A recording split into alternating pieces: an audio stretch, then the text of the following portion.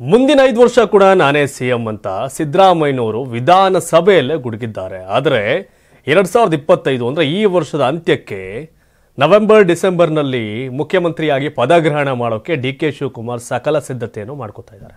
Budget ಕಳೆದ ಮರುಕ್ಷಣದಿಂದಲೇ CM ಕುರ್ಚಿ, CM ಪದವಿ, ಅಧಿಕಾರ ಹಸ್ತಾಂತರ ಲೆಕ್ಕಾಚಾರ ಕಾಂಗ್ರೆಸ್ ಅಲ್ಲಿ ಜೋರಾಗುತ್ತೆ ಅನ್ನೋದು ಗೊತ್ತಿರತಕ್ಕಂಥ ವಿಷಯ. ಬಿಫೋರ್ ಬಜೆಟ್ ಈಗಾಗಲೇ ಏನು ಅಧಿಕಾರ ಹಂಚಿಕೆಯ ಸೂತ್ರದ ಬಗ್ಗೆ ಮಾತಾಡಿದ್ರು ಡಿ.ಕೆ. ಶಿವಕುಮಾರ್. ಕಳೆದ 1-2 ತಿಂಗಳಿಂದ ಇದೇ ರಾಜ್ಯ ರಾಜಕೀಯದಲ್ಲಿ ಕಾಂಗ್ರೆಸ್ ಪಕ್ಷದಲ್ಲಿ ಚರ್ಚೆ. ಆದರೆ ವಿಧಾನಸಭೆಯಲ್ಲೇ ಸಿದ್ದರಾಮಯ್ಯ ಮುಂದಿನ 5 ವರ್ಷ ಕೂಡ ನಾನೇ ಸಿಎಂ ಅಂತ ವಿರೋಧ ಪಕ್ಷದವ್ರಿಗೆ ಹೇಳಿದ್ದಾರೆ. ಅವಿನೇರವಾಗಿ ಡಿ.ಕೆ. ಶಿವಕುಮಾರ್ಗೂ ಹೇಳಿದಂಗೆ ಕಾಣ್ತಿದೆ. ಏನೇನಾಯ್ತು? ಮುಖ್ಯಮಂತ್ರಿ ಹುದ್ದೆ ಮತ್ತು ಕೆಪಿಸಿಸಿ ಅಧ್ಯಕ್ಷರು ಇವರಿಬ್ಬರ ಸ್ಥಾನ ಬದಲಾವಣೆ ವಿಚಾರವಾಗಿ ಕಾಂಗ್ರೆಸ್ನಲ್ಲಿ ನಡೀತಿರ್ತಕ್ಕಂಥ ಆಂತರಿಕ ಏನು ಬೇಗುದಿ, ಕಚ್ಚಾಟ, ಮಾತುಕತೆ ನಡುವೆ ಎಂದು ಮುಖ್ಯಮಂತ್ರಿ ಸಿದ್ದರಾಮಯ್ಯ ಹುದ್ದೆ ಬಿಟ್ಟು ಕೊಡುವ ವಿಚಾರಕ್ಕೆ ತೆರೆ ಎಳೆದಂತೆ ಕಾಣ್ತಾ ಇದೆ. ಹೌದು, ಎಂದು ಬಿಜೆಪಿ ಶಾಸಕರು ಸದನದ ಬಾವಿಗಿಳಿದು ಪ್ರತಿಭಟನೆ ನಡೆಸುವಾಗ ವಿರೋಧ ಪಕ್ಷದ ನಾಯಕ ಆರ್ ಅಶೋಕ್ ಸಿದ್ದರಾಮಯ್ಯ ಇನ್ನೂ ಎಷ್ಟು ದಿನ ಈ ಹುದ್ದೆಯಲ್ಲಿರ್ತಾರೋ ಗೊತ್ತಿಲ್ಲ ಅಂತ ಉದ್ದೇಶಪೂರ್ವಕವಾಗಿ ಕಾಲೆಳೆದ್ರು. ಇಂಥದ್ದೊಂದು ಅವಕಾಶಕ್ಕಾಗಿ ಕಾಯ್ತಿದ್ದ ಸಿದ್ದರಾಮಯ್ಯ 5 ವರ್ಷ ಅವಧಿಗೂ ನಾನೇ ಮುಖ್ಯಮಂತ್ರಿ ಆಗಿರುತ್ತೇನೆ, ಅದಾದ ನಂತರದ 5 ವರ್ಷದ ಅವಧಿಗೂ ಮುಂದುವರಿತೀವಿ ಅಂದರೆ ಪಕ್ಷ ಮುಂದುವರಿಯುತ್ತೆ ಅನ್ನೋ ದಾಟಿಲಿ ಮಾತಾಡಿದ್ದಾರೆ. ನಿರ್ಭಾವುಕರಾಗಿ ಹೇಳಿದ್ದಾರೆ, ಆರಾಮಾಗಿ ಕಾನ್ಫಿಡೆಂಟ್ ಆಗಿ. ಸಿದ್ದರಾಮಯ್ಯರ ಈ ಮಾತುಗಳು ಬಿಜೆಪಿ ಶಾಸಕರು ಬಾಯಿ ಮುಚ್ಚಿಸಿರಬಹುದು, ಆದರೆ ಕಾಂಗ್ರೆಸ್ ಪಾಳೆಯದಲ್ಲಿ ಸಂಚಲನ ಮೂಡಿದೆ. ಇದಕ್ಕೆ ಡಿ.ಕೆ. ಶಿವಕುಮಾರ್ ಬಣ ಯಾವ ರೀತಿ ಪ್ರತಿಕ್ರಿಯೆ ಕೊಡುತ್ತೆ ಅನ್ನೋದನ್ನ ಕಾದ್ ನೋಡ್ಬೇಕು. ಯಾಕಂದ್ರೆ ಆಗಿಂದಾಗೆ ಶಿವಗಂಗಾ ಬಸವರಾಜ್, ಚನ್ನಗಿರಿ MLA, ನಮ್ಮಣ್ಣ ಮುಖ್ಯಮಂತ್ರಿ ಆಗ್ತಾರೆ, ಡಿ.ಕೆ. ಶಿವಕುಮಾರ್ ಮುಖ್ಯಮಂತ್ರಿ ಆಗ್ತಾರೆ ಅಂತ ಹೇಳ್ತಿದ್ದಾರೆ. ಡಿ.ಕೆ. ಶಿವಕುಮಾರ್ ತಮ್ಮ ಬಣದ ಶಾಸಕರಿಗೆ ಸೈಲೆಂಟ್ ಆಗಿರಿ, ನವೆಂಬರ್ಗೆ ನಾನು ಸಿಎಂ, ತಲೆ ಕೆಡಿಸ್ಕೋಬೇಡಿ ಅಂತ ಹೇಳಿದ್ದಾರೆ. ಆದರೂ ಸಿದ್ದರಾಮಯ್ಯನವ್ರ ಹೇಳಿಕೆ ಆಗಿಂದಾಗೆ ಕೆಲವ್ರನ್ನ ಟ್ರಿಗರ್ ಮಾಡ್ತಿರುತ್ತೆ. ಇನ್ಯಾರು ರಿಯಾಕ್ಟ್ ಮಾಡ್ತಾರೆ ನೋಡಬೇಕು. ಮೊಯ್ಲಿ ಬಜೆಟ್ ಅಧಿವೇಶನಕ್ಕೂ ಮುನ್ನ ಅದಾಗಲೇ ಫಿಕ್ಸ್ ಆಗೋಗಿದೆ, ಇನ್ನೇನಿಲ್ಲ, ಅಲ್ಲಿ ಜಾರಿ ಆಗಬೇಕು ಅನ್ನೋ ದಾಟಿಲಿ ಮಾತಾಡಿದ್ರು ವೀರಪ್ಪ ಮೊಯ್ಲಿ, ಮಾಜಿ ಮುಖ್ಯಮಂತ್ರಿ. ಸೊ ಇದೀಗ ಸಿದ್ದರಾಮಯ್ಯನವ್ರ ಹೇಳಿಕೆ ಇದು ಯಾಕೋ ಆದ್ಬೀದಿ ರಂಪಾಟ ಆಗೋಂಗೆ ಕಾಣ್ತಿದೆ. ಆದರೆ ಡಿ.ಕೆ. ಶಿವಕುಮಾರ್ ಯಾವುದನ್ನು ಕೂಡ ಸುಲಭವಾಗಿ ಬಿಡುವ ವ್ಯಕ್ತಿಯಲ್ಲ, ಅದರಲ್ಲೂ ಪಡೆದೇ ತೀರುವಂಥ ವ್ಯಕ್ತಿ. ಹೈಕಮಾಂಡ್ ಮಟ್ಟದಲ್ಲಿ ಮಾತುಕತೆ ಆಗಿಲ್ಲ ಅಂದರೆ ಸುಮ್ಮನೆ ಹೇಳ್ಕೊಂಡು ಓಡಾಡುವಂಥ ವ್ಯಕ್ತಿ ಏನಲ್ಲ. ಡಿ.ಕೆ. ಶಿವಕುಮಾರ್ ಹೈಕಮಾಂಡ್ ನಂಬುವಂಥ ವ್ಯಕ್ತಿ. ಪ್ರಯತ್ನ ಮಾಡಿದ್ದೀನಿ, ಪ್ರಾರ್ಥನೆ ಒಂದು ಬಾಕಿ ಅಂತ ಪ್ರಾರ್ಥನೆ ಮಾಡಿದ್ದಾರೆ. ಹೈಕಮಾಂಡ್ ಹೇಳಿದಂತೆ ಹೈಕಮಾಂಡ್ ಏನು ಆದೇಶ ಮಾಡುತ್ತೆ ಅದನ್ನು ಶಿರಸಾವಹಿಸಿ ತಲೆಬಾಗಿ ಪಾಲನೆ ಮಾಡಿರೋದು ಡಿ.ಕೆ. ಶಿವಕುಮಾರ್. ಡಿ.ಕೆ. ಶಿವಕುಮಾರ್ ಹೈಕಮಾಂಡ್ ನಿಷ್ಠ, ಡಿ.ಕೆ. ಶಿವಕುಮಾರ್ ಪಕ್ಷಕ್ಕೆ ನಿಷ್ಠ, ಡಿ.ಕೆ. ಶಿವಕುಮಾರ್ ಕೆಪಿಸಿಸಿ ಅಧ್ಯಕ್ಷನಾಗಿ ಏನೇನು ಮಾಡ್ಬೋದು ಅವೆಲ್ಲವನ್ನು ಸಕಲ ರೀತಿಯಲ್ಲೂ ಮಾಡಿ ಪಕ್ಷವನ್ನು ಅಧಿಕಾರಕ್ಕೆ ತಂದಂಥ ವ್ಯಕ್ತಿ. ಸೊ ಇದೀಗ ಪಕ್ಷ ಏನು ಹೇಳಿದೆಯಲ್ಲ, ಹೈಕಮಾಂಡ್ ಏನು ಹೇಳಿದೆಯಲ್ಲ, ನವೆಂಬರ್ವರೆಗೂ ಕಾಯಿರಿ, ನವೆಂಬರ್ವರೆಗೂ ಮೌನವಾಗಿರಿ, ನವೆಂಬರ್ ಬಂದಾಗ ನಿಮಗೆ ಬರಬೇಕಾಗಿರೋದು ಬರುತ್ತೆ, ಸಿಗಬೇಕಾಗಿರೋದು ಸಿಗುತ್ತೆ ಅಂತ ಹೇಳಿದ್ದಾರಂತೆ. ಹಾಗಾಗಿ ಆಗಿಂದಾಗೆ ಡಿ.ಕೆ. ಅವ್ರನ್ನ ಕೆಣಕುವಂಥ ಕೆಲಸ ಆಗ್ತಿರುತ್ತೆ. ಬಟ್ ಸಿದ್ದರಾಮಯ್ಯನವ್ರ ಹೇಳಿಕೆ ಯಾವ ಮಟ್ಟಿಗೆ ರಿಯಾಕ್ಟ್ ಮಾಡ್ತಾರೆ ಡಿ.ಕೆ. ಶಿವಕುಮಾರ್ ನೋಡಬೇಕು. ಏನು ಮತ್ತೊಂದು ವಿಷಯ, ಕಾಂಗ್ರೆಸ್ ಸರ್ಕಾರಕ್ಕೆ 2 ವರ್ಷ ಸಂಭ್ರಮಾಚರಣೆಗೆ ಡಿ.ಕೆ. ಶಿವಕುಮಾರ್ ಸಿದ್ಧತೆಯನ್ನು ಕೂಡ ಮಾಡ್ಕೊಂಡಿದ್ದಾರೆ. ಸಂಪುಟ ಪುನರ್ರಚನೆಗೆ ಸಿದ್ದರಾಮಯ್ಯ ಪ್ಲಾನ್ ಮಾಡ್ತಿದ್ದಾರೆ. 15 ಸಚಿವರಿಗೆ ಕೋಕ್ ಕೊಡ್ತಾರೆ ಅನ್ನೋ ಚರ್ಚೆ ಕೂಡ ಇದೆ. ಮೇ 23, 2025ಕ್ಕೆ ಕಾಂಗ್ರೆಸ್ ಸರ್ಕಾರ ಅಧಿಕಾರಕ್ಕೆ ಬಂದು 2 ವರ್ಷ ಪೂರೈಸಲಿದೆ. 2 ವರ್ಷಗಳ ಆಡಳಿತವನ್ನು ಆಚರಿಸಲು ಮತ್ತು ನವೆಂಬರ್ನಲ್ಲಿ ಸಿಎಂ ಹುದ್ದೆಗೆ ಹಕ್ಕು ಮಂಡಿಸಲು ಉತ್ಸುಕರಾಗಿರ್ತಕ್ಕಂಥ ಡಿ.ಕೆ. ಶಿವಕುಮಾರ್ ಸಂಭ್ರಮಾಚರಣೆ ಮಾಡೋಕೆ ಉತ್ಸುಕರಾಗಿದ್ದಾರೆ. ಇದೇ ವೇಳೆ ಮುಖ್ಯಮಂತ್ರಿ ಸಿದ್ದರಾಮಯ್ಯ ಸಚಿವ ಸಂಪುಟ ಪುನರ್ರಚನೆ ಮಾಡಲು ತಮ್ಮದೇ ಆದ ಯೋಜನೆಯಲ್ಲಿ ಮುಳುಗಿದ್ದಾರೆ. ಇದು ಅವರು ಸಿಎಂ ಆಗಿ ಮುಂದುವರಿಯಲು ಅನುವು ಮಾಡಿಕೊಡುತ್ತದೆ ಎಂದು ಮೂಲಗಳು ತಿಳಿಸಿವೆ. ನಾಯಕತ್ವ ಬದಲಾವಣೆಗೆ ಸಂಬಂಧಿಸಿದಂತೆ ಇಬ್ಬರ ನಡುವೆ ಮುಸುಕಿನ ಗುದ್ದಾಟ ಮುಂದುವರೆದಿದೆ. ಸಿಎಂ ತಮ್ಮ ಹುದ್ದೆಯನ್ನು ಉಳಿಸಿಕೊಳ್ಳಲು ಸಂಪುಟ ಪುನರ್ರಚನೆ ಆಯ್ಕೆ ಮಾಡಬಹುದು. ಅಕ್ಟೋಬರ್ 2025ಕ್ಕೆ ಅವರು ಸಿಎಂ ಆಗಿ 2.5 ವರ್ಷಗಳನ್ನು ಪೂರ್ಣಗೊಳಿಸುವ ಮೊದಲು ಏನು ಬೇಕಾದರೂ ಆಗಬಹುದು ಅಂತ ಕಾಂಗ್ರೆಸ್ನ ಹಿರಿಯ ಶಾಸಕರೊಬ್ಬರು ಹೇಳಿದ್ದಾರೆ. ಸಂಪುಟ ಪುನರ್ರಚನೆಗೆ ಹೈಕಮಾಂಡ್ ಅನುಮೋದಿಸಿದ್ರೆ ಸಿದ್ದರಾಮಯ್ಯ ತಮ್ಮ ಸಿಎಂ ಸ್ಥಾನ ಭದ್ರಪಡಿಸಿಕೊಳ್ತಾರೆ ಅಂತ ಮೂಲಗಳು ಹೇಳ್ತಿವೆ. ಅವರಿಗಾಗಲೇ ಪಕ್ಷದ ಹೈಕಮಾಂಡ್ ಮತ್ತು ಶಿವಕುಮಾರ್ಗೆ ಪರೋಕ್ಷವಾಗಿ ಸಂದೇಶವನ್ನು ಕಳುಹಿಸಿದ್ದಾರೆ ಎನ್ನಲಾಗ್ತಾ ಇದೆ. ಡಿ.ಕೆ. ಶಿವಕುಮಾರ್ ಅವರು ಕೆಪಿಸಿಸಿ ಅಧ್ಯಕ್ಷರಾಗಿ ಮತ್ತು ಡಿಸಿಎಂ ಆಗಿ ಮುಂದುವರಿಯಲು ಅಭ್ಯಂತರವಿಲ್ಲ. ಆದರೆ ಜಲಸಂಪನ್ಮೂಲ ಮತ್ತು ಬೆಂಗಳೂರು ಅಭಿವೃದ್ಧಿ ಸೇರಿದಂತೆ ಉತ್ತಮ ಖಾತೆ ಅವರ ಬಳಿ ಇವೆ. ತಮ್ಮ ಸಚಿವ ಸಂಪುಟದಿಂದ 15 ಸಚಿವರನ್ನ ಕೈ ಬಿಡಲು ಅವರು ಸಿದ್ಧರಿದ್ದಾರೆ. ಅವರಲ್ಲಿ ಕೆಲವರು ತಮ್ಮ ಬೆಂಬಲಿಗ ಸಚಿವರು ಇದ್ದಾರೆ ಎಂದು ಹೇಳಲಾಗ್ತಾ ಇದೆ. ಕೆಲವು ಶಾಸಕರಿಗೆ ಸಚಿವರ ವಿರುದ್ಧ ಅಸಮಾಧಾನವಿದೆ. ಇದನ್ನೇ ನೆಪವಾಗಿಟ್ಕೊಂಡು ಸಚಿವರನ್ನ ಸಂಪುಟದಿಂದ ಕೈ ಬಿಡಲು ಸಿಎಂ ಮುಂದಾಗಿದ್ದಾರೆ. ಇದು ಮುಖ್ಯಮಂತ್ರಿ ಅಧ್ಯಕ್ಷತೆಯಲ್ಲಿ ಏನು ಶಾಸಕಾಂಗ ಪಕ್ಷ ಸಭೆ ನಡೀತು, ಆ ಸಭೆಯಲ್ಲಿ ಬಹಳಷ್ಟು ಶಾಸಕರು ಸಚಿವರ ವಿರುದ್ಧ ಮುಗಿಬಿದ್ರು, ಅವ್ರ ವಿರುದ್ಧ ಆರೋಪ ಮಾಡಿದ್ರು, ಸ್ಪಂದಿಸ್ತಾ ಇಲ್ಲ ಅಂತ ಬಹಿರಂಗವಾಗಿ ವಿಷಯವನ್ನು ಪ್ರಸ್ತಾಪ ಮಾಡಿದರು. ಸಿದ್ದರಾಮಯ್ಯ ಅವರು ಸಚಿವರ ಬಗ್ಗೆ ಚಿಂತಿಸ್ತಾ ಇಲ್ಲ, ಬದಲಿಗೆ ಸಿಎಂ ಆಗಿ ಮುಂದುವರಿಯಲು ಶಾಸಕರ ಬೆಂಬಲ ಹೆಚ್ಚು ಮುಖ್ಯ ಅಂತ ಅವರು ಚಿಂತಿತರಾಗಿದ್ದಾರೆ ಅಂತ MLC ಒಬ್ಬರು ತಿಳಿಸಿದ್ದಾರೆ. ಸಿದ್ದರಾಮಯ್ಯ ಅವರು ಮೂಲ ಕಾಂಗ್ರೆಸ್ಸಿಗರಲ್ಲ, ಸಿದ್ದರಾಮಯ್ಯನವರು ಜನತಾ ಪರಿವಾರದಲ್ಲಿ ಬಂದವರು. JDSನಲ್ಲಿ DCM ಆಗಿದ್ರು, ಮುಖ್ಯಮಂತ್ರಿ ಆಗಕ್ಕಾಗಿರಲಿಲ್ಲ, ಆಗೋ ಅವಕಾಶನೂ ಸಿಗ್ತಿರ್ಲಿಲ್ಲ. ಇವತ್ತೇನಾದರೂ ಸಿದ್ದರಾಮಯ್ಯನವರು ಮುಖ್ಯಮಂತ್ರಿಯಾಗಿ ಕಳೆದ ಬಾರಿ 5 ವರ್ಷ ಪೂರೈಸಿದ್ದು, ಈಗ 2.5 ವರ್ಷ ಪೂರೈಸ್ತಾ ಇರ್ತಕ್ಕಂಥದ್ದು, ಇದೆಲ್ಲದರ ಸೌಭಾಗ್ಯ, ಇದೆಲ್ಲದರ ಲಾಭ, ಇದೆಲ್ಲದರ ಫಲ ಸಿಕ್ಕಿರೋದು ಕಾಂಗ್ರೆಸ್ಗೆ ಕಾರಣ, ಕಾಂಗ್ರೆಸ್ ಬಂದ ಕಾರಣ. DK ಪರಮೇಶ್ವರ್ ಅವರು ಅವತ್ತು ಅವಕಾಶವನ್ನ ತಪ್ಪಿಸಿಕೊಂಡ್ರು ಸಿದ್ದರಾಮಯ್ಯನವ್ರ ಕಾರಣಕ್ಕೆ. ಖರ್ಗೆ ಅವರು ಮುಖ್ಯಮಂತ್ರಿ ಆಗಬೇಕಾಗಿತ್ತು ಅನ್ನೋ ಚರ್ಚೆ ಇತ್ತು, ಮಿಸ್ ಆಯಿತು ಸಿದ್ದರಾಮಯ್ಯನವ್ರ ಕಾರಣಕ್ಕೆ. ಈಗ ಪಕ್ಷವನ್ನ ಪ್ರಬಲವಾಗಿ ಸಂಘಟನೆ ಮಾಡಿರ್ತಕ್ಕಂಥ ವ್ಯಕ್ತಿ ಅದು DK ಶಿವಕುಮಾರ್. ಇಡೀ ಕರ್ನಾಟಕದ 224 ಕ್ಷೇತ್ರದಲ್ಲೂ ಕಾಂಗ್ರೆಸ್ ಕಾರ್ಯಕರ್ತರು ಕಾಲರ್ ಎತ್ಕೊಂಡು ಓಡಾಡಕ್ಕೆ ಕಾರಣ DK ಶಿವಕುಮಾರ್. ಕಾಂಗ್ರೆಸ್ ಪಕ್ಷದ ಕಾರ್ಯಕರ್ತರು MLA MP ಗಳಷ್ಟೇ ಅಲ್ಲ, ಕಾರ್ಯಕರ್ತರು ಜಬರ್ದಸ್ತಾಗಿ ಅವರವ್ರು ಖುಷಿಯಾಗಿದ್ದಾರೆ ಅಂದರೆ ಕಾರಣ DK ಶಿವಕುಮಾರ್. ಸೊ ಈಗ DK ಶಿವಕುಮಾರ್ ತನ್ನ ಮುಖ್ಯಮಂತ್ರಿ ಸೀಟಿನ ಹಕ್ಕೊತ್ತಾಯದ ಸಮಯ ಹತ್ರ ಬಂದಿದೆ. ಈ ಟೈಮಲ್ಲಿ DK ಶಿವಕುಮಾರ್ ಅವ್ರನ್ನ ಡಿಸ್ಟರ್ಬ್ ಮಾಡೋ ಕೆಲಸ ನಡೀತಿದೆ. ಬಟ್ ಸಿದ್ದರಾಮಯ್ಯ ಹಠವಾದಿ ಏನಲ್ಲ, ಸಿದ್ದರಾಮಯ್ಯ ಮೃದು ಸ್ವಭಾವದವರು. ಸಿದ್ದರಾಮಯ್ಯನವರು ನುಡಿದಂತೆ ನಡೆಯುವ ವ್ಯಕ್ತಿ, ಹೇಳಿದ್ದನ್ನ ಮಾಡುವಂಥ ವ್ಯಕ್ತಿ. ಬಟ್ ಹೈಕಮಾಂಡ್ ಹೇಳಿದರೆ ಸಿದ್ದರಾಮಯ್ಯನವರು ಯಾವುದೇ ರೀತಿಯ ತಕರಾರಿಲ್ಲದೆ DK ಶಿವಕುಮಾರ್ ಅವರಿಗೆ ಅಧಿಕಾರವನ್ನು ಹಸ್ತಾಂತರ ಮಾಡ್ತಾರೆ ಅನ್ನೋ ನಂಬಿಕೆ ಸಿದ್ದರಾಮಯ್ಯವ್ರನ್ನ ಬಲ್ಲವರಿಂದ ಮೂಲಗಳು. ಆದರೆ ಸಿದ್ದರಾಮಯ್ಯ ಅಕ್ಕಪಕ್ಕ ಇರೋರ್ಗೇನು ಅಂದರೆ, ಸಿದ್ದರಾಮಯ್ಯ ಜೊತೆ ಒಂದು ರೀತಿಯ ಕಂಫರ್ಟ್ ಫೀಲ್ ಇದೆ, ಅವ್ರ ಜೊತೆ ಕಂಫರ್ಟ್ ಝೋನಲ್ಲಿದ್ದಾರೆ. ಆದರೆ DK ಶಿವಕುಮಾರ್ ಜೊತೆ ಆ ಕಂಫರ್ಟ್ ಝೋನ್ ಭಾಳ ಜನಕ್ಕಿಲ್ಲ. ಇವರೊಂಥರ ಮಿಲಿಟರಿ ಮ್ಯಾನ್ ಇದ್ದಂಗೆ DK ಶಿವಕುಮಾರ್. ಎಲ್ಲ ಲೆಫ್ಟ್ ರೈಟ್ ಕಾಶನ್ಸ್ ಕೊಡ್ತಾ ಇರ್ತಾರೆ, ಎಚ್ಚರಿಕೆಯಿಂದ ಇರಬೇಕು. ಹಾಗಾಗಿ ಈ ಒಂದು ಸ್ವಲ್ಪ ಸಿದ್ದರಾಮಯ್ಯನವರು ಎಲ್ಲರನ್ನ ಆರಾಮಾಗಿ ಇಟ್ಟವ್ರೆ, ನೆಮ್ಮದಿಯಾಗಿ. ಒಂದಷ್ಟು ಜನ ಅವ್ರವ್ರ ಪಾಡ್ಗೆ ಅವರಿದ್ದರೆ, ಕೆಲವರು ತುಂಬ ಮೈಕಂಡು ಚೆನ್ನಾಗಿದ್ದಾರೆ. ಸೊ ಹಾಗಾಗಿ DK ಶಿವಕುಮಾರ್ ಹತ್ರ ಅವೆಲ್ಲ ನಡೆಯಲ್ಲ. ಹಾಗಾಗಿ DK ಶಿವಕುಮಾರ್ ಬಂದರೆ ಎಲ್ಲಿ ಮಿಲಿಟರಿ ಟೈಪು ಸ್ಟ್ರಿಕ್ಟ್ ಆಗ್ಬಿಟ್ರೆ ಕಷ್ಟ ಅನ್ನೋರೆಲ್ಲ ವಿರೋಧ ಮಾಡ್ತಿದ್ದಾರೆ. ಬಟ್ ನೋಡಬೇಕು, ನವೆಂಬರ್ ಕ್ರಾಂತಿ, ಕಾಂಗ್ರೆಸ್ನಲ್ಲಿ ಸಂಕ್ರಾಂತಿಗೆ ಮುನ್ನ ರಾಜಕೀಯ ಕ್ರಾಂತಿ ಇದೆ ಈ ವರ್ಷದ ಕೊನೆಗೆ.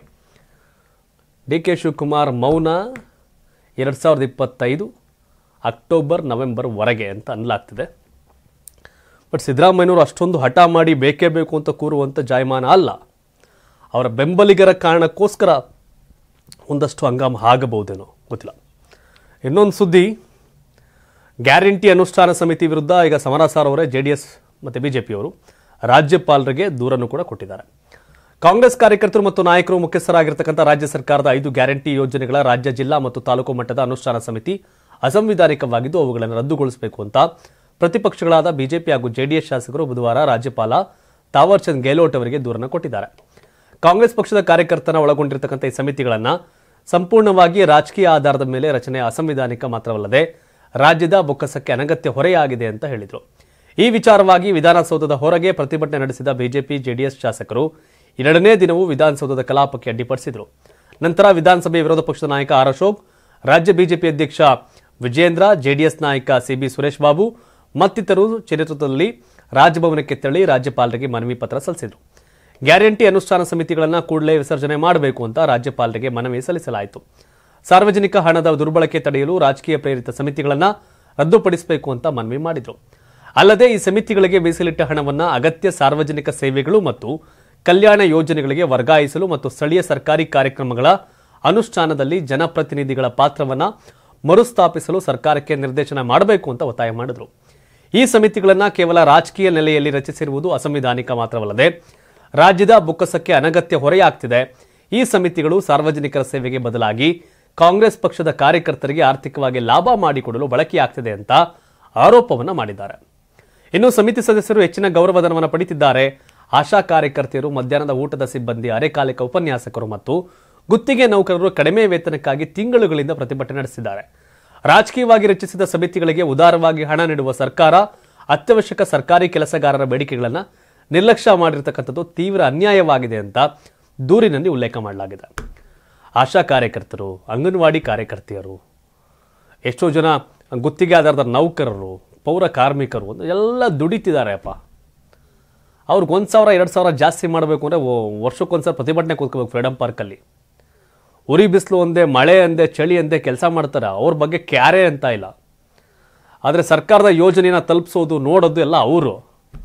ಅದು ಉಸ್ತುವಾರಿ ಹೆಸರಲ್ಲಿ ಯಾರ್ಯಾರಿಗೋ ಕಾಂಗ್ರೆಸ್ ಕಾರ್ಯಕರ್ತರಿಗೆ ಯಾಕೆ ಕೊಡ್ತಾ ಇದ್ದೀರಿ ದುಡ್ಡ ಅನ್ನೋದು JDS BJPಗರ ಆಕ್ಷೇಪ. ಕಾರ್ಯಕರ್ತರಿಗೆ ಒಂದು ರೀತಿಯ, ಕಾಂಗ್ರೆಸ್ ಕಾರ್ಯಕರ್ತರಿಗೆ ಅದ್ಭುತವಾದಂಥ ಹಬ್ಬದೂಟ ಮಾಡಬೇಕು. ಆಲ್ ಪಾರ್ಟಿ ನೀವು ಬಂದಾಗ ನೀವು ಮಾಡ್ಕೊಳ್ಳಿ ಅಂತ ಎಲ್ಲ ಮಾಡಿ ಭ್ರಷ್ಟಾಚಾರ ತಗ್ಸಿ ಹೋಲಿ, ಪರವಾಗಿಲ್ಲ, ಇವೇನಾರ ಮಾಡಿ. ಇಷ್ಟೆಲ್ಲ ಇದ್ದಾಗ್ಯೂ ಮತ್ತಲ್ಲಿ ಸಬ್ ರಿಜಿಸ್ಟರ್ ಆಫೀಸಲ್ಲಿ ಕಾಸು ಕೊಡಬೇಕು, ತಾಲೂಕು ಆಫೀಸಲ್ಲಿ ಕಾಸು ಕೊಡಬೇಕು. ನಮ್ಮ ಮೊನ್ನೆ ಊರಿಗೆ ಹೋಗಿದೆ, ಚನ್ನಪಟ್ಟಣದಿಂದ ಮದ್ದೂರ್ವರೆಗೆ ಒಂದು 3 ಕಿಲೋಮೀಟ್ರ್ 4 ಕಿಲೋಮೀಟ್ರಿಗೂ ಕಾರ್ ಅಡಾಕ್ತಾ ಇರ್ತಾರೆ ಪೊಲೀಸ್ನವರಲ್ಲಿ. ಪಾಪ ಹೆಲ್ಮೆಟ್ ಇಲ್ಲದೆ ಹೋಗ್ತಾರೋ ಇವರೆಲ್ಲ ಇರ್ತಾರೆ. ಸರ್ಕಾರ ಅವರೆಲ್ಲರಿಗೂ ಒಂದ್ಸರಿ ತಗೋಬೇಕು, DL ಇಸ್ಕೋಬೇಕು, ಗಾಡಿ ನಂಬರ್ ಎಂಟ್ರಿ ಮಾಡಿ ಒಂದ್ಸರಿ ಪುಕ್ಸಟ್ಟೆ ಹೆಲ್ಮೆಟ್ ಕೊಡಬೇಕು. DL ಇಲ್ಲ ಅಂದರೆ DL ಮಾಡಿಕೊಡ್ಬೇಕು. ಇನ್ಶೂರೆನ್ಸ್ ಇಲ್ಲ ಅಂದರೆ ಇನ್ಶೂರೆನ್ಸ್ ಮಾಡಬೇಕು. ಒಂದು ಗಾಡಿ 2 ವೀಲರ್ ಇನ್ಶೂರೆನ್ಸ್ 1,000 1,500, ಹೆಲ್ಮೆಟ್ 1,000 2,500, DL 500 ರೂಪಾಯಿ ಫೀಸು. 3,000 ರೂಪಾಯಿಗೆ ಒಂದು ಗಾಡಿಗೆ ಒಂದು DL, ಒಂದು ಇನ್ಶೂರೆನ್ಸು, ಒಂದು ಹೆಲ್ಮೆಟ್ ಬಂದ್ಬಿಡ್ತದೆ ಅಲ್ವಾ? ಗಂಡೈಕ್ಲು ಖುಷಿ ಆಯ್ತವೆ. ಅರೆ ಏಕ ಅಡಾಕಂಡು ನಿಂತಿರ್ತಾರೆ. ನಾನು ಮೊನ್ನೆ ಊರಿಗೆ ಹೋದಾಗಲೂ ನೋಡಿದೆ, ಚನ್ನಪಟ್ಟಣ ಇಂದ ಶುರುವಾದರೆ ಮದ್ದೂರವರೆಗೆ. ನಾನು ಅಲ್ಲ ಆ ಭಾಗದಲ್ಲಿ ಸಿಗ್ತದಲ್ಲ ಅಂತ, ಇನ್ನು ಹೆಂಗೆ ಆಗ್ತಿದೆಯೋ ಗೊತ್ತಿಲ್ಲ. ಸೊ ಹಾಗಾಗಿ ಅಟ್ಲೀಸ್ಟ್ ಜನಗಳಿಗೆ ಆ ಥರದಾರ ಫ್ರೀ ಮಾಡಬೇಕು. ಸಿಕ್ಕಿದ ಕಡೆ ಅಡಾಕ್ತಿರ್ತಾರೆ. ಅವ್ರಿಗೆ ಉದ್ದೇಶ ಜನಗಳು ರೂಲ್ಸ್ನ ಫಾಲೋ ಮಾಡಬೇಕು ಅನ್ನೋದಾ ಅಥವಾ ಫೈನ್ ಹಾಕಬೇಕು ಅನ್ನೋದಾ? ರೂಲ್ಸ್ನ ಫಾಲೋ ಮಾಡ್ಬೇಕಾದ್ರೆ ಸರ್ಕಾರ ಈ ಥರ ಅನುದಾನ ಕೊಟ್ಟರೆ ಆಗುತ್ತೆ. ಎಲ್ಲೆಲ್ಲೋ ಖರ್ಚು ಮಾಡ್ತಾರಪ್ಪ. ಇದು ಮಾಡಿಬಿಟ್ರೆ ಇನ್ನೂ ಖುಷಿ ಆಗ್ತಾರೆ. ಇನ್ನು ಮುಂದಿನ 2 ವರ್ಷ ಅಲ್ಲ ಸಿದ್ದರಾಮಯ್ಯವ್ರು, ಮುಂದಿನ 5 ವರ್ಷ ಅಲ್ಲ, ಕಾಂಗ್ರೆಸ್ ಸರ್ಕಾರವೇ ಇರುತ್ತೆ ಲೈಫ್ ಟೈಮ್. ಹಿಂಗೆಲ್ಲ ಮಾಡಿಬಿಟ್ರೆ ನೀಟಾಗಿ ಆಟೋ ಡ್ರೈವರ್ಗಳು, ಝೊಮ್ಯಾಟೊ ಮಾಡೋರು, ಸ್ವಿಗ್ಗಿ ಮಾಡೋರು ಸುಲಿಗೆ ಆಗ್ತಾಯಿತ್ತಪ್ಪ. ಇನ್ನು ಸುಮಲತಾ ಅಂಬರೀಷ್ ಅವರು ದರ್ಶನ್ ಅವರು ಸಂಬಂಧಪಟ್ಟಂತ ಒಂದಷ್ಟು ಸುದ್ದಿ. ನನ್ನ ಕೊನೆಯ ಉಸಿರು ಇರೋವರೆಗೂ ದರ್ಶನ್ ನನ್ನ ಮಗ ಅಂತ ಸುಮಲತಾ ಅವರು ಹೇಳಿದ್ದಾರೆ. ಡೆವಿಲ್ ಶೂಟಿಂಗ್ ಆರಂಭ ಮಾಡಿರ್ತಕ್ಕಂಥ ನಟ ದರ್ಶನ್ ತಮ್ಮ ಇನ್ಸ್ಟಾಗ್ರಾಮ್ನಲ್ಲಿ ಎಲ್ಲರನ್ನೂ ಅನ್ಫಾಲೋ ಮಾಡಿ ಅಚ್ಚರಿ ಮೂಡಿಸಿದ್ರು. ಮದರ್ ಇಂಡಿಯಾ ಎಂದು ಬಾಯ್ತುಂಬ ಕರೆಯುತ್ತಿದ್ದ ಮಾಜಿ ಸಂಸದೆ ಹಿರಿಯ ನಟಿ ಸುಮಲತಾ ಅವರನ್ನ ಅನ್ಫಾಲೋ ಮಾಡಿದ್ದು ಇಬ್ಬರ ಮಧ್ಯೆ ಸಂಬಂಧ ಅಳಿಸಿದೆ ಎಂಬ ಊಹಾಪೋಹಗಳು ಕೇಳಿಬಂತು. ದರ್ಶನ್ ನಡೆ ಮತ್ತು ಇಂದು ಸುಮಲತಾ ಅವರು ಮಾರ್ಮಿಕವಾಗಿ ಇನ್ಸ್ಟಾಗ್ರಾಮ್ನಲ್ಲಿ ಪೋಸ್ಟ್ ಹಾಕಿದ್ದು ವದಂತಿಗೆ ಪುಷ್ಟಿ ನೀಡಿದ್ವು. ಅದಕ್ಕೀಗ ಸುಮಲತಾ ಅವರೇ ಸ್ಪಷ್ಟನೆ ನೀಡಿದ್ದಾರೆ. ಕೊನೆ ಉಸಿರು ಇರೋವರೆಗೂ ದರ್ಶನ್ ನನ್ನ ಮಗ ಅಂತ ಹೇಳಿದ್ದಾರೆ. ದರ್ಶನ್ ಅವರು ನನ್ನನ್ನು ಮಾತ್ರವಲ್ಲ ಎಲ್ಲರನ್ನೂ ಅನ್ಫಾಲೋ ಮಾಡಿದ್ದಾರೆ. ಇದನ್ನು ಗಮನಿಸಬೇಕು. ಸೋಷಿಯಲ್ ಮೀಡಿಯಾದಲ್ಲಿ ಅನ್ಫಾಲೋ ಮಾಡಿದರೆ ಸಂಬಂಧ ಹಾಳಾಗುತ್ತದೆಯೇ? ಈ ವಿಚಾರವನ್ನು ಕೇಳಿ ನಗಬೇಕಾ, ಬೇಸರಗೊಳ್ಳಬೇಕಾ ಗೊತ್ತಾಗ್ತಿಲ್ಲ. ನಾನು ಸೋಷಿಯಲ್ ಮೀಡಿಯಾ ಸಂಬಂಧಕ್ಕೆ ಅಷ್ಟೊಂದು ಬೆಲೆ ಮಹತ್ವ ಕೊಡುವಳಲ್ಲ. ಅಷ್ಟೊಂದು ಸಮಯ ಕೂಡ ನನ್ನಲ್ಲಿಲ್ಲ. ಈ ವಿಷಯ ಮಾಧ್ಯಮಗಳಲ್ಲಿ ಬಂದ ಮೇಲೆ ಅಷ್ಟೇ ನನಗೆ ಗೊತ್ತಾಯಿತು ಅಂತ ಸುಮಲತಾ ಹೇಳಿದ್ದಾರೆ. ನನ್ನ ಕೊನೆಯ ಉಸಿರು ಇರೋವರೆಗೂ ದರ್ಶನ್ ನನ್ನ ಮಗನೇ. ದರ್ಶನ್ನ ಗುರಿಯಾಗಿಸಿಕೊಂಡು ನಾನು ಇನ್ಸ್ಟಾಗ್ರಾಮ್ನಲ್ಲಿ ಪೋಸ್ಟ್ ಮಾಡಿಲ್ಲ. ನನ್ನ ಪೋಸ್ಟ್ಗಳಿಗೂ ಕುಟುಂಬ ಸದಸ್ಯರಿಗೂ ಆಪ್ತರ ಮಧ್ಯೆ ಯಾವುದೇ ಸಂಬಂಧಗಳಿರೋದಿಲ್ಲ ಅಂತ ಸ್ಪಷ್ಟಪಡಿಸಿದ್ದಾರೆ. ಮದರ್ ಇಂಡಿಯಾ ಅಂತ ಸುಮಲತಾ ಅವರ ದರ್ಶನ್ ಕರೀತಾರೆ. ದರ್ಶನ್ ನನ್ನ ದೊಡ್ಡ ಮಗ ಅಂತ ಸುಮಲತಾ ಅವರು ಕರೀತಾರೆ. ಆ ಬಾಂಧವ್ಯ ಅವರಲ್ಲಿದೆ. ಇನ್ಸ್ಟಾಗ್ರಾಮಲ್ಲಿ ಫ್ರೆಂಡ್ ಆದ ತಕ್ಷಣ, ಫಾಲೋ ಆದ ತಕ್ಷಣ ಫ್ರೆಂಡ್ ಆಗ್ಬಿಡಲ್ಲ, ಅನ್ಫಾಲೋ ಮಾಡಿದ ತಕ್ಷಣ ಏನೋ ಟೂ ಬಿಟ್ಟಂಗಲ್ಲ. ಬಟ್ ಇತ್ತೀಚೆಗೆ ಸೋಷಿಯಲ್ ಮೀಡಿಯಾಗಳೇ ಸಂಬಂಧಗಳನ್ನ ಡಿಸೈಡ್ ಮಾಡೋವಂಥ ಬಂದ್ಬಿಟ್ಟವೆ ಅಂತ ನಾವು ಅನ್ಕೊಬಿಟ್ಟಿದ್ದೀವಿ. ಆದರೆ ಅದರ ಮಹತ್ವ ಅದ್ರ ಮೇಲೆ ಅವರು ಡಿಪೆಂಡ್ ಆಗುತ್ತೆ. ಪ್ರಬುದ್ಧತೆ ಇರೋರು ಯಾರಾದ್ರ ಬಗ್ಗೆ ಜಾಸ್ತಿ ಆದ್ಯತೆ ಕೊಡೋಕ್ಕೆ ಹೋಗಲ್ಲ. ಇನ್ನು ಕೊಡಗು ಜಿಲ್ಲೆಯಲ್ಲಿ ಹಲವೆಡೆ ಲಘು ಭೂಕಂಪನದ ಅನುಭವ ಆಗಿದೆ. ಕೊಡಗು ಜಿಲ್ಲೆಯ ಹಲವೆಡೆ ಬುಧವಾರ 1.6 ತೀವ್ರತೆಯ ಸಣ್ಣ ಪ್ರಮಾಣದ ಲಘು ಭೂಕಂಪದ ಅನುಭವ ಆಗಿದೆ. ಮದೆನಾಡು ಗ್ರಾಮ ಪಂಚಾಯಿತಿಯ ವಾಯುವ್ಯ ದಿಕ್ಕಿನಲ್ಲಿ 2.4 ಕಿಮಿ ದೂರದ 5 ಕಿಮಿ ಆಳವನ್ನು ಭೂಕಂಪದ ಕೇಂದ್ರ ಬಿಂದು ಅಂತ ಗುರುತಿಸಲಾಗಿದೆ. ರಿಕ್ಟರ್ ಮಾಪಕದಲ್ಲಿ ಸುಮಾರು 1.6ರಷ್ಟು ಪ್ರಮಾಣದಲ್ಲಿ ಭೂಕಂಪ ದಾಖಲಾಗಿದೆ. ಇಂದು ಬೆಳಗ್ಗೆ 10:49 ಸುಮಾರಿಗೆ ಭೂಮಿ ಕಂಪಿಸಿದೆ ಅಂತ ಕರ್ನಾಟಕದ ರಾಜ್ಯ ನೈಸರ್ಗಿಕ ವಿಕೋಪ ಮೇಲ್ವಿಚಾರಣಾ ಕೇಂದ್ರ ತಿಳಿಸಿದೆ. ಮದೆನಾಡು ಸುತ್ತಮುತ್ತಲಿನ 15ರಿಂದ 20 ಕಿಲೋಮೀಟರ್ ವ್ಯಾಪ್ತಿಯಲ್ಲಿ ಭೂಮಿ ಕಂಪಿಸಿದ ಅನುಭವವಾಗಿದ್ದು ಗ್ರಾಮಸ್ಥರು ಆತಂಕಕ್ಕೆ ಒಳಗಾಗಿದ್ದಾರೆ. ಆದರೆ ಯಾವುದೇ ಹಾನಿಯಾಗಿಲ್ಲ. KSNDMC ಎಂದು ಮಾಹಿತಿ ನೀಡಿದೆ. ಈ ಬಗ್ಗೆ ಕೊಡಗಿನಲ್ಲಿ 2018 ಹಾಗೂ ಕಳೆದ ವರ್ಷವೂ ಸಹ ಭೂಕಂಪನದ ಅನುಭವ ಆಗಿತ್ತು. ತನ್ನ ಕಿಚ್ಚು ಮೊದಲು ತನ್ನನ್ನೇ ಸುಡುತ್ತೆ ಅನ್ನೋದು ಇದೀಗ ಪಾಕಿಸ್ತಾನ ಕರಿವಿಗೆ ಬಂದಂಗೆ ಕಾಣ್ತಾ ಇದೆ. ಬದುಕುವ ಆಸೆ ಇದ್ರೆ ಬಲೂಚಿಸ್ತಾನದಿಂದ ಹಿಂದೆ ಸರಿಯಿರಿ ಅಂತ ಚೀನಾ ಮತ್ತು ಪಾಕಿಸ್ತಾನಕ್ಕೆ BLA ಖಡಕ್ ಎಚ್ಚರಿಕೆಯನ್ನು ಕೊಟ್ಟಿದೆ. ಬಲೂಚಿಸ್ತಾನ ಸ್ವಾತಂತ್ರ್ಯಕ್ಕಾಗಿ ಪಾಕಿಸ್ತಾನದ ಪ್ರಯಾಣಿಕ ರೈಲು ಹೈಜಾಕ್ ಮಾಡಿರತಕ್ಕಂಥ ಬಲೂಚಿಸ್ತಾನ್ ಲಿಬರೇಷನ್ ಆರ್ಮಿಯ ಇದೀಗ ನೇರವಾಗಿ ಚೀನಾ ಮತ್ತು ಪಾಕಿಸ್ತಾನ ಸೇನೆಗೆ ಖಡಕ್ ಎಚ್ಚರಿಕೆ ನೀಡಿದೆ. ಪಾಕಿಸ್ತಾನದಲ್ಲಿ ರೈಲು ಅಪಹರಣದ ಸುದ್ದಿ ವ್ಯಾಪಕ ಚರ್ಚೆಗೆ ಗ್ರಾಸವಾಗಿದ್ದು, ಈವರೆಗೂ ಪಾಕಿಸ್ತಾನ ಸೇನೆ 150 ಒತ್ತೆಯಾಳುಗಳನ್ನು ರಕ್ಷಣೆ ಮಾಡಿದೆ. ಅಂತೆಯೇ ರೈಲು ಹೈಜಾಕ್ ಮಾಡಿದ್ದ ಬಿಎಲ್ಎ ಬಂಡುಕೋರರ ಪೈಕಿ 27 ಮಂದಿಯನ್ನ ಕಾರ್ಯಾಚರಣೆಯಲ್ಲಿ ಕೊಂದು ಹಾಕಿದೆ. ಇನ್ನು ಬಲೂಚಿಸ್ತಾನ್ ಲಿಬರೇಷನ್ ಆರ್ಮಿಯ ವಿಭಾಗವಾದ ಮಜೀದ್ ಬ್ರಿಗೇಡ್ ಈ ಅಪಹರಣದ ಹೊಣೆಯನ್ನ ಹೊತ್ತುಕೊಂಡಿದೆ. ಅಂದಹಾಗೆ ಈ ಮಜೀದ್ ಬ್ರಿಗೇಡ್ ಬಿಎಲ್ಎ ಆತ್ಮಹತ್ಯಾ ದಾಳಿ ಘಟಕವಾಗಿದ್ದು, ಈಗಾಗಲೇ ಪಾಕಿಸ್ತಾನದಾದ್ಯಂತ ಈ ಘಟಕ ಹಲವು ಆತ್ಮಹತ್ಯಾ ದಾಳಿಗಳನ್ನು ನಡೆಸಿದೆ. ಮಾತ್ರವಲ್ಲದೆ ಇದೇ ಮಜೀದ್ ಘಟಕ ಚೀನಾ ಪಾಕಿಸ್ತಾನ ಆರ್ಥಿಕ ಕಾರಿಡಾರ್ ಮೇಲೆ ಹಲವಾರು ದಾಳಿಗಳನ್ನು ನಡೆಸಿದೆ. ಮಾಡಿದುಣ್ಣೋ ಮಾರಾಯ ಅಂತ. ನಾವು ಒಳ್ಳೆಯ ವ್ಯಕ್ತಿಗಳನ್ನು, ಒಳ್ಳೆಯ ಜನರನ್ನು ನೋಡ್ಕೊಂಡ್ರೆ, ಬೆಳೆಸಿದ್ರೆ ನಮ್ಗೆ ಒಳ್ಳೇದಾಗುತ್ತೆ. ವಿಷ ಜಂತುಗಳಿಗೆ ನಾವು ಬೆಳೆಸಿದ್ರೆ ಬೇರೆಯವ್ರ ಕಚ್ಚಲಿ ಅಂತ ಫಸ್ಟ್ ನಮ್ಮನ್ನೇ ಕಚ್ಚುತ್ತವೆ. ಪಾಕಿಸ್ತಾನ ಹಣೆ ಬರ ಆ ಥರ ಆಗಿದೆ. ಇದಿಷ್ಟು ಇಂದಿನ ಬಿಗ್ ನ್ಯೂಸ್ ಬಿಗ್ ಡಿಬೇಟ್ ಮುಗಿಸುವಂಥ ಸಮಯ. ಧನ್ಯವಾದ. ಎಲ್ರಿಗೂ ಶುಭ ದಿನ.